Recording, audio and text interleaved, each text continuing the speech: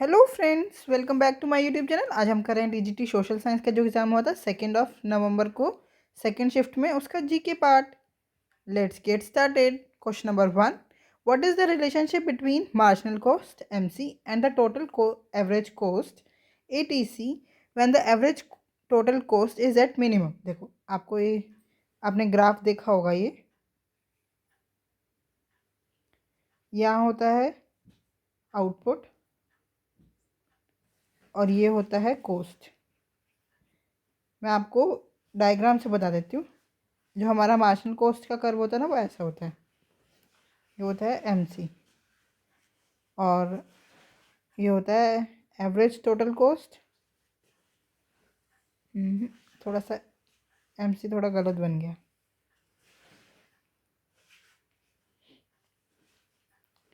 ये होता है एमसी,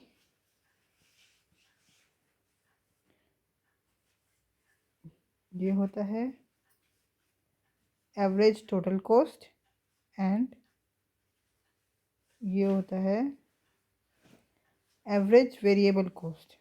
तो देखो, हमारे को इस डायग्राम से तीन चीज़ पता चलती है। When MC is less than ATC, average total cost, जब एमसी कम है एटीसी से, तो एटीसी क्या हो रहा है? राइज, फॉल हो रहा है ना। ये देखो, फॉल हो रहा है ना, फॉल। तो हम लिखेंगे ATC, a average total cost falls. और व्हेन जब MC is greater than ATC है, एमसी जब यहाँ पे देखो बड़ा है, तो एटीसी भी क्या हो रहा है? राइज हो रहा है। तो एवरेज टोटल कॉस्ट राइजेस। और देखो, उन्होंने क्वेश्चन में क्या पूछा है? When average total cost is at minimum. Minimum इस पॉइंट पे है। यहाँ पे क्या है? M C is equals to A T C. M C is equals to A T C. I hope आपको ये बिल्कुल समझ में आ गया होगा। तो हमारा आंसर क्या हो गया? M C is equals to A T C. Option number 4 is the correct answer. Question number 2, which of the following statement regarding the 11th schedule of the Indian constitution is correct. 11th schedule किससे related है? सबसे पहले तो यही हमें पता होना चाहिए। Related to Panchayati Raj institutions. Panchayati Raj institutions. अब देखो क्या लिखा है। It contain subject related to urban governance. नहीं, पंचायती राज इंस्टीट्यूशंस से रिलेटेड सब्जेक्ट्स हैं। और अर्बन गवर्नेंस ये है 12th शेड्यूल में। अर्बन गवर्नेंस है 12th शेड्यूल में। ठीक है। It list 20 functional items of municipalities. नहीं, और म्यूनिसिपैलिटीज़ वाला 12th शेड्यूल है, अभी जो मैंने बताया ना। ये क्या लिखा है? 20 फंक्शनल आइटम्स। नहीं, पहली बात तो 18 फंक्शनल आइटम्स फॉर म्यूनिसिपैलिटीज़, जो कि 12th शेड्यूल के अंदर है। अर्बन गवर्नेंस भी, और 18 functional items of municipalities. It allocates 29 subjects to panchayat. Yes, 11th schedule में 29 सब्जेक्ट टू पंचायत दिया गया था। तो हमारा आंसर क्या हो गया? Option number 3 is the correct answer. It was added by the 74th amendment act. 74th amendment act से 12th शेड्यूल ऐड हुआ था, जो कि म्यूनिसिपैलिटीज़ का है, और उसमें 18 फंक्शनल आइटम्स है and related to urban governance. Subject related to urban governance. 12th schedule जो कि है म्यूनिसिपैलिटीज़।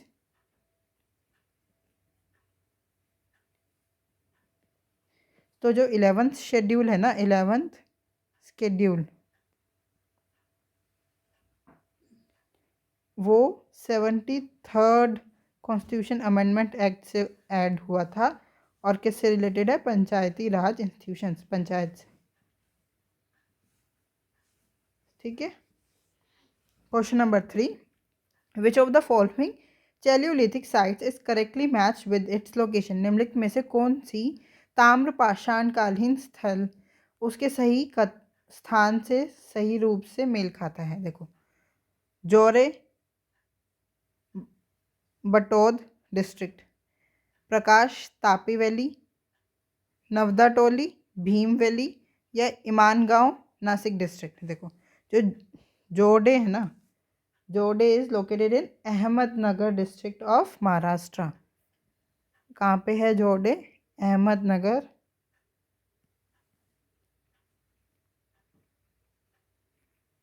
अहमदनगर डिस्ट्रिक्ट कहाँ पे है? ये महाराष्ट्र में। तो ये वाला तो आंसर हो नहीं सकता हमारा। Prakash, Prakash chalcolithic site is in Tapi valley. Yes, option number 2 is the correct answer.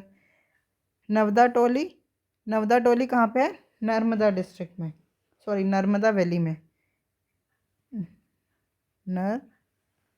Narmada valley में है। और ईमानगांव, ईमानगांव पुणे डिस्ट्रिक्ट में है, Pune district. On the God river, on the God river. तो हमारा आंसर हो गया, ठीक है। Question number 4, which of the following disease is can be treated using gene therapy? निम्नलिखित में से किन रोगों का उपचार जीन थेरेपी द्वारा किया जाता है? Hereditary disease, minor cuts and bruises, common cold, seasonal allergies. देखो जीन थेरेपी का यूज़, जो जीन थेरेपी है उसका ट्रीटमेंट जेनेटिक डिसऑर्डर को करेक्ट करने के लिए किया जाता है। मैं यहाँ लिख देती हूँ, gene therapy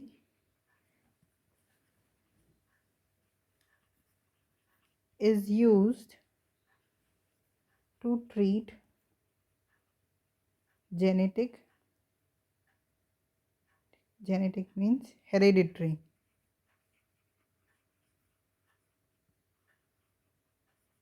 disorder by correcting or replacing defective genes, correcting or replacing defective gene. तो देखो यहीं पे ही इसके नाम में ही है, जीन मीन जेनेटिक, और जेनेटिक हेरिडिटरी होता है। तो हमारा आंसर क्या हो गया? ऑप्शन नंबर 1, हेरिडिटरी डिजीज़ के लिए हम जीन थेरेपी करते हैं। माइनर कट्स एंड ब्रूसिस, ये तो नेचुरली ही ठीक हो जाते हैं, या बेसिक मेडिकल ट्रीटमेंट करते हैं माइनर कट्स के लिए। Common cold, common cold is a viral infection. Common cold कैसा इन्फेक्शन है? एक वायरल इन्फेक्शन है,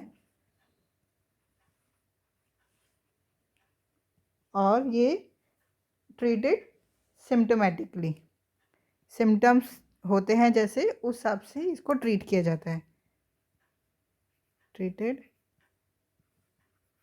सिम्टोमेटिकली। और seasonal allergies caused by immune reaction on allergens, caused by immune reactions. Question number 5, what is the maximum permissible age for the author to be considered for the Sahitya Academy युवा पुरस्कार as on 1st January for the year of the award? कितना होना चाहिए पुरस्कार वर्ष की 1 जनवरी को साहित्य अकादमी युवा पुरस्कार के लिए लेखक की अधिकतम आयु सीमा क्या है? वो है 35 वर्ष, 35 years. Option number 2 is the correct answer. और जो नॉर्मल साहित्य अकादमी अवार्ड होता है उसके लिए नो एज बार है, उसके लिए कोई एज बार नहीं है।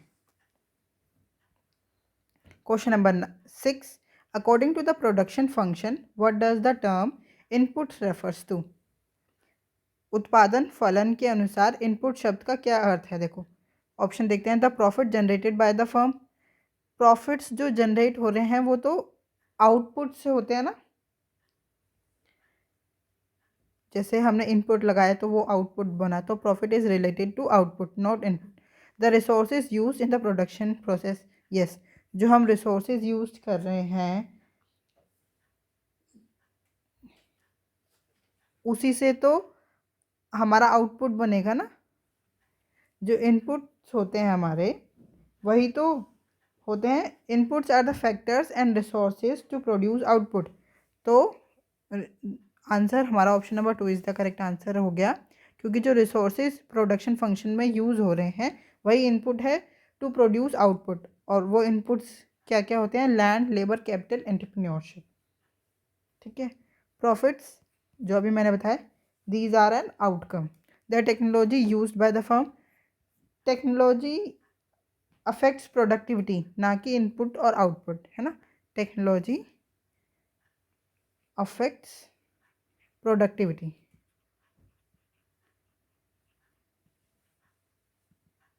The goods and services produced by the firm, ये जो गुड्स और सर्विसेज जो प्रोड्यूस हो रहे हैं ये आउटपुट है, ना कि input.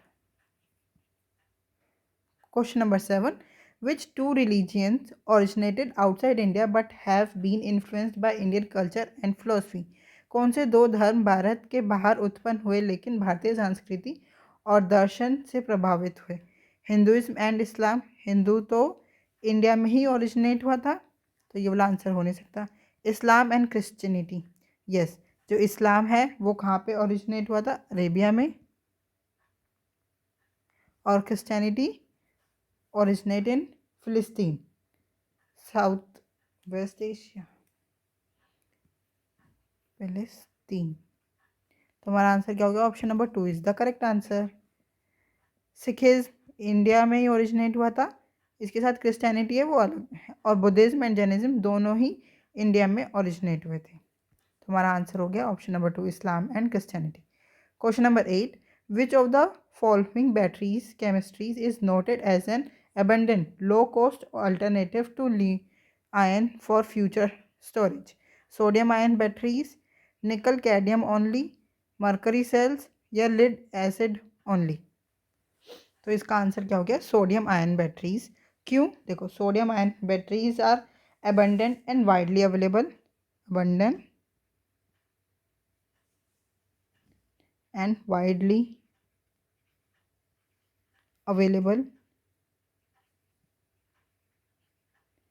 and lower raw cost material, lower raw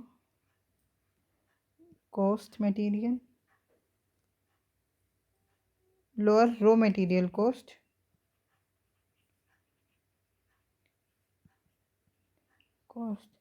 as compared to lithium, है ना। and storage for large scale energy storage, suitable for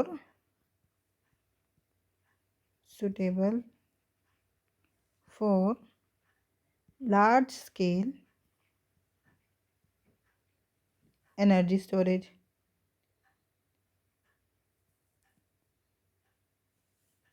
but जो और ऑप्शन है सेकंड, थर्ड एंड फोर्थ, वो क्यों नहीं है? एक बार वो भी डिस्कस कर लेते हैं। जो निकल कैडमियम ओनली है ना, ये highly, cadmium is toxic and costly, cadmium is toxic and costly. Mercury cells, mercury is very toxic. Lead acid only, mature technology है लेड एसिड में, बट हैवी है, लेस एनर्जी डेंस है। लिख देती हूँ, कैडमियम इज, कैडमियम है, cadmium is toxic and costly. Mercury cells is very highly toxic, and lead acid only is heavy. ठीक है।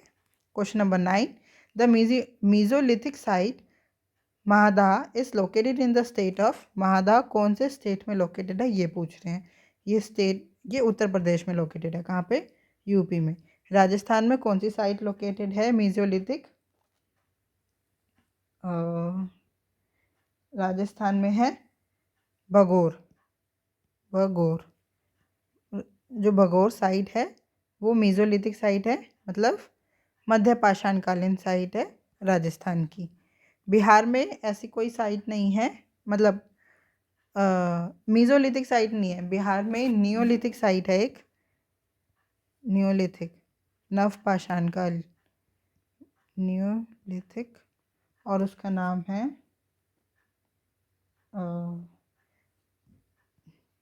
चिरांद, CHIR, चिरांद। ये नियोलिथिक है। बिहार में लिमिटेड मेसोलिथिक है, कोई फेमस ऐसे कोई है नहीं।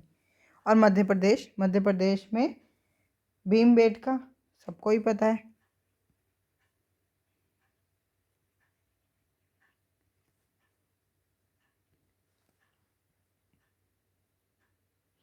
MP is famous for Bhimbetka.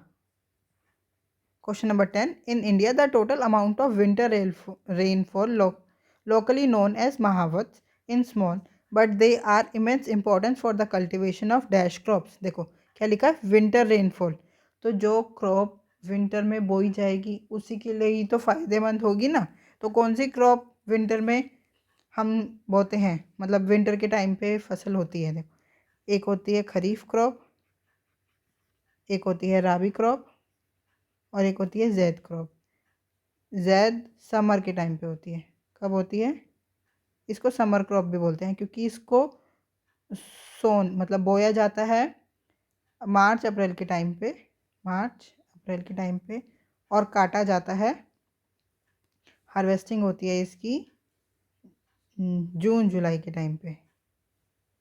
तो ये तो पूरी ही समर क्रॉप होगी, है ना। अब आते हैं हम खरीफ क्रॉप पे। खरीफ क्रॉप को जून जुलाई में हम बोते हैं, जून जुलाई में, और इसको काटा जाता है सितंबर अक्टूबर में, और इसकी मेन एग्जांपल क्या हो गया? राइस हो गई, rice, maize, cotton. These are the examples of kharif crop. अब राबी क्रॉप, जो कि इसका आंसर है, इसको विंटर क्रॉप भी बोलते हैं, क्योंकि इनको बोया जाता है जब खरीफ को काटा जाता है सितंबर अक्टूबर में, या अक्टूबर नवंबर लिख लो, अक्टूबर नवंबर को। और इसको काटा कब जाता है? जब जैद क्रॉप को बोया जाता है मार्च अप्रैल में। और इसके मेन एग्जाम्पल क्या है? वीट, गेहूँ, बारले, बाजरा, मस्टर्ड, ग्राम, चना। ठीक है, ये पूछा जाता है, इसलिए एक बार ये जो एग्जाम्पल्स मैंने आपको बताया ना, कभी कभार एग्जाम्पल ही दे देते हैं ये कौन सी क्रॉप का किस टाइम पे, किस क्रॉप का कल्टीवेशन का टाइम है ये। ठीक है, तो हमने कर लिया।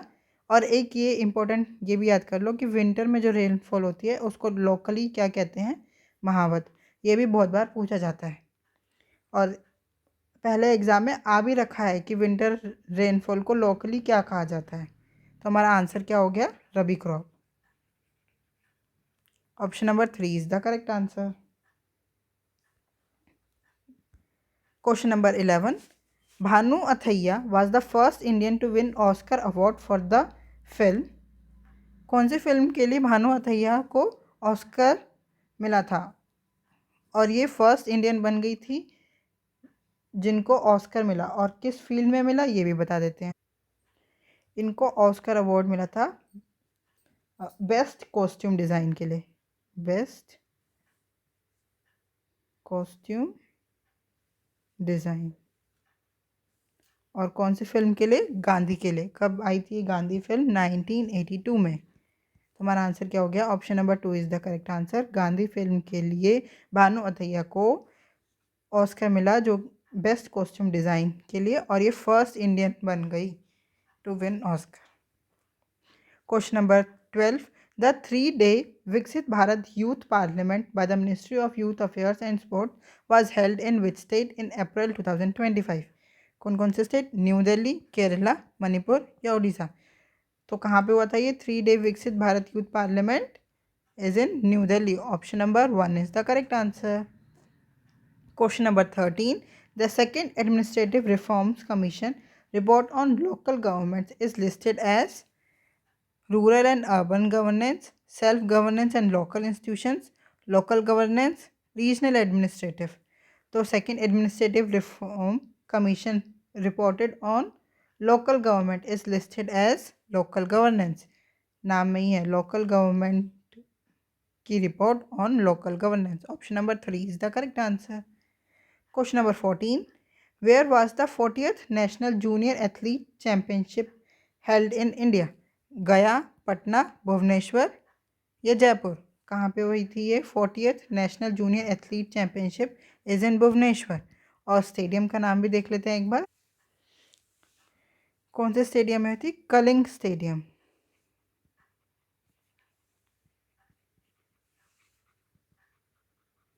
इन Bhubaneswar, Odisha. Question number 15.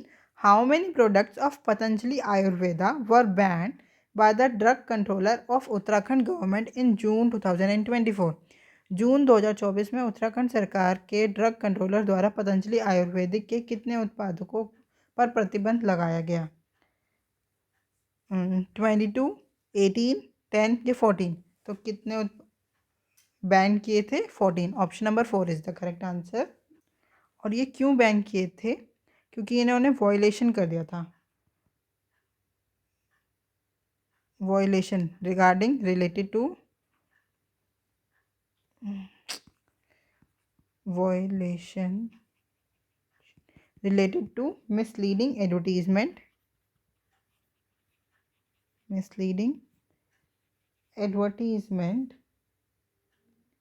under the drugs and magic remedies.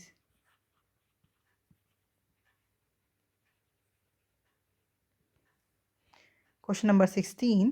Who among the following, along with Ian Tapp and Richard Parquet, had won the Oscar Award for the Best Sound Mixing for the film Slumdog Millionaire in 2009? निम्नलिखित में से किसने Ian tap and Richard प्राइक के साथ 2009 में film slum dog millionaire के लिए सर्वश्रेष्ठ साउंड मिक्सिंग का ऑस्कर पुरस्कार जीता? रसूल पुटकी, ईशान कुमार, रितु थॉमस या इस्माइल मर्चेंट? तो वो थे रसूल Putki. Option number 1 is the correct answer. ये जो आप नाम देख रहे हैं रिंटू थॉमस, ये एक डॉक्यूमेंट्री फिल्म मेकर है। Documentary film maker.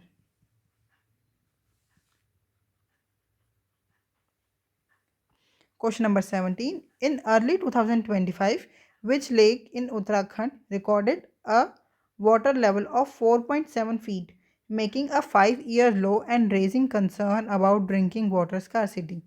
2025 की शुरुआत में उत्तराखंड के किस झील में जल स्तर 4.7 फीट दर्ज किया गया, जो 5 वर्षों का न्यूनतम स्तर था और पेयजल संकट की चिंता बढ़ी? टहरी lake, Bhimtal lake, Naini lake या सातर लेक? तो दैट इज नैनी लेक। कहाँ पे है? नैनीताल में। Option number 3 is the correct answer. Question number 18.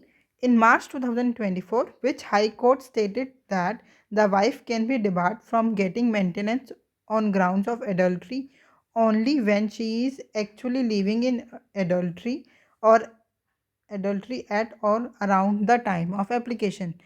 मार्च 2024 में किस उच्च न्यायालय ने कहा कि पत्नी को भरण पोषण से केवल तभी वंचित किया जा सकता है जब वह आवेदन के समय या उसके आसपास वास्तव में व्यभिचार में रह रही हो?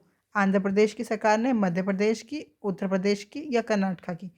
तो ये कौन सी हाई कोर्ट ने स्टेट किया है? That is Madhya Pradesh. Option number 2 is the correct answer. Question number 19. How many gold medals did Team India win at the Paris Paralympic 2024? Paris Paralympic में टोटल कितने मेडल्स जीते थे इंडिया ने? टोटल 29 मेडल्स, है ना। और उसमें क्या था? 7 गोल्ड थे, 9 सिल्वर थे एंड जितने बचे कितने? 13 ब्रॉन्ज थे। तो आंसर क्या हो गया? Option number 4 is the correct answer. 7 gold medalist की हमें नाम भी पता होना चाहिए। कौन? सबसे पहले तो अवनी लेखरा, शूटिंग में जीता था इन्होंने।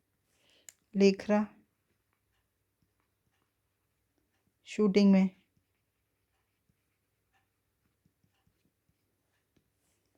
Then Nitish Kumar,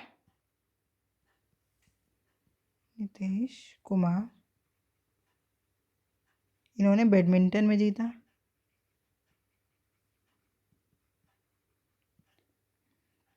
one two three. Sumit until,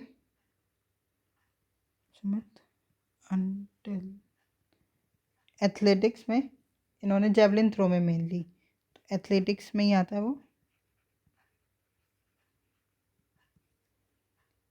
then Harvinder Singh, fourth, Harvinder Singh, archery में।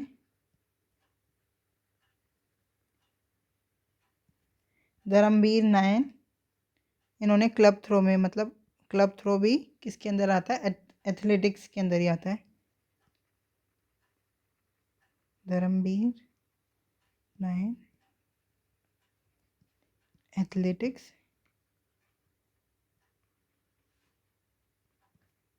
Sixth is Praveen Kumar,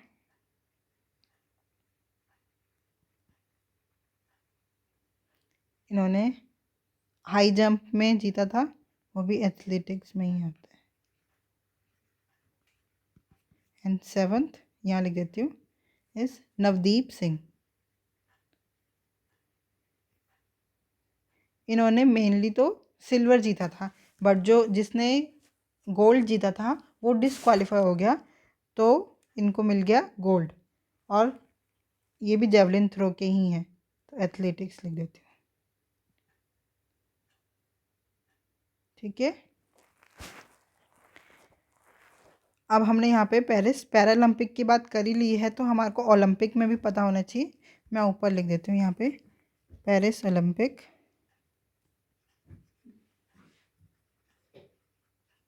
2024। इसमें इंडिया ने टोटल कितने मेडल जीते थे, 6, और कौन से, 1 सिल्वर और 5 ब्रॉन्ज। ये भी देख लेते हैं कौन कौन से थे। देखो, सिल्वर जो जीता था, सिल्वर किसने जीता था, नीरज चोपड़ा, नीरज चोपड़ा। किसमें, जेवलिन थ्रो में, थ्रो। और अब ब्रॉन्ज देख लेते हैं, ब्रॉन्ज मेडल किस किस ने जीते। मनु भाकर,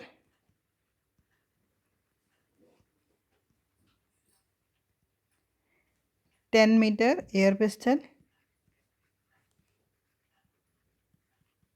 और एक मनु भाकर एंड सरबजीत सिंह ने जीता था एयर पिस्टल मिक्स टीम में। Manu Bhaker and Sarabjit Singh, Sarabjot Singh, sorry, Sarabjot Singh. Third, Swapnil Kusale ने जीता था 50 मीटर राइफल, स्वप्निल कौसले। और इंडियन हॉकी टीम ने, मेंस हॉकी टीम,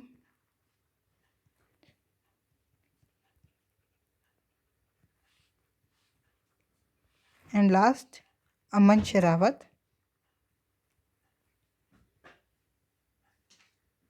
रेसलिंग में।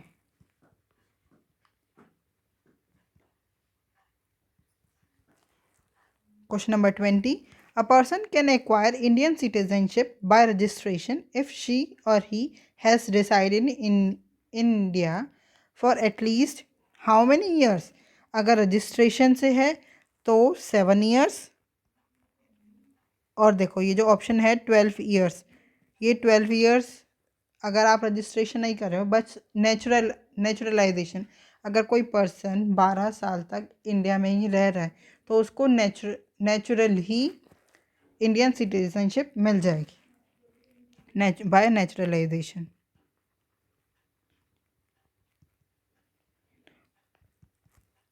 और ये जो एटलीस्ट 7 ईयर्स का ये जो प्रोविज़न है ये किस किस के लिए अप्लाई होता है वो भी एक बार हम देख लेते हैं। Person of Indian origin, person of Indian origin,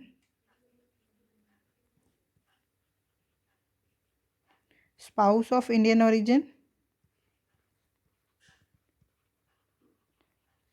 of Indian citizen,